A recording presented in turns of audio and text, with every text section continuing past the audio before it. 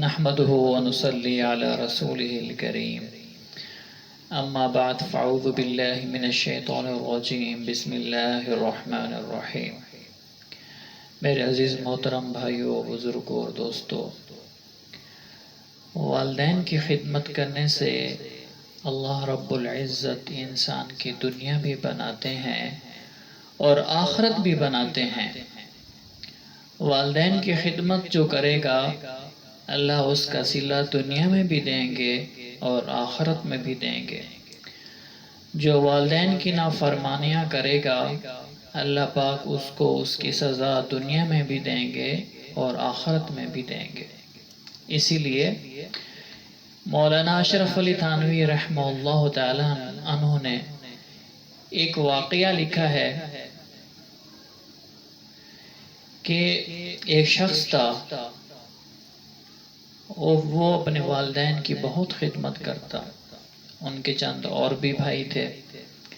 جب بھائیوں نے شادیاں کی تو کہا کہ اس جائیداد کو تقسیم کرتے ہیں، تو ایک بھائی نے کہا کہ میرے والدین کی جو جائیداد ہے وہ مجھے نہیں چاہیے، آپ ایسا کریں جو میرا حصہ ہے وہ آپ رکھ لیں لیکن والدین مجھے دے دیں۔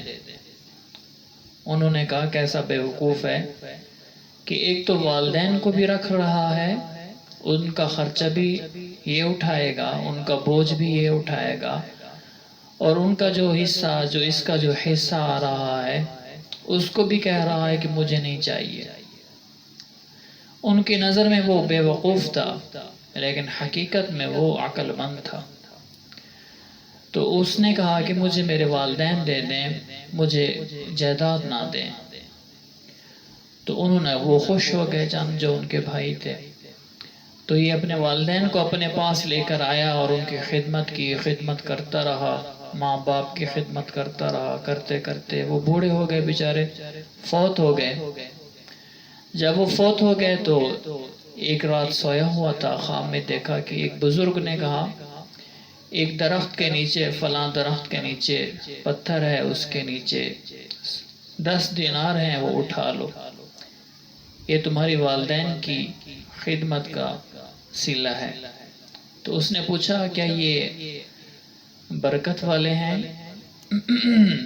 تو انہوں نے کہا نہیں، برکت والے نہیں ہیں۔ دینار کیا ہوتا ہے؟ دینار ایک سونے کا سکہ ہوتا ہے جو بہت قیمتی ہوتا ہے۔ آپ خود ہی دیکھیں گے سونا کتنا قیمتی ہے اور وہ سونے کا سکہ پھر وہ کتنا قیمتی ہوگا۔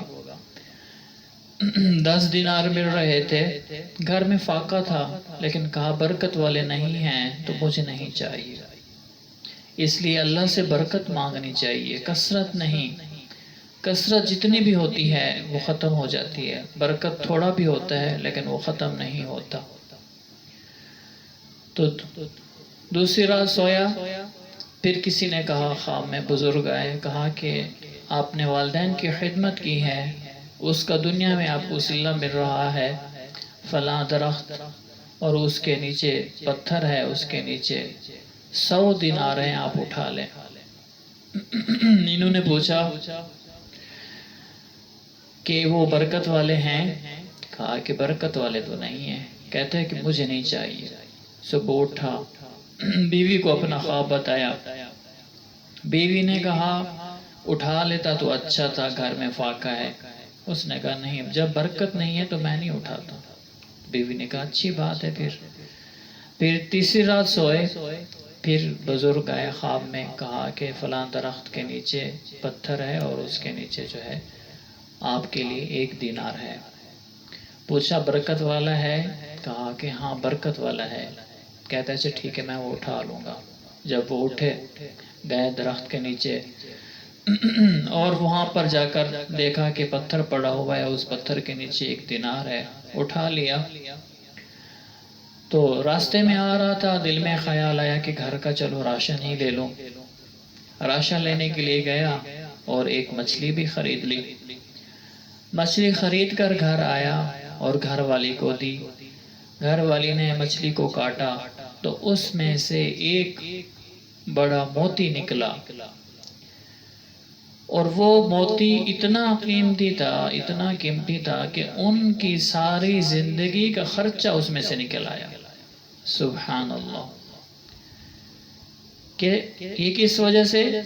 یہ والدین کی خدمت کرنے کی وجہ سے اللہ نے ساری زندگی کا خرچے کا انتظام کر دیا. تو میرے عزیزو، یہ ہے برکت اور والدین کی خدمت کرنا. سب بہن بھائی کوشش کریں اپنے والدین کی خدمت کریں. اللہ پاک ہمیں والدین کی خدمت کرنے کی توفیق عطا فرمائے.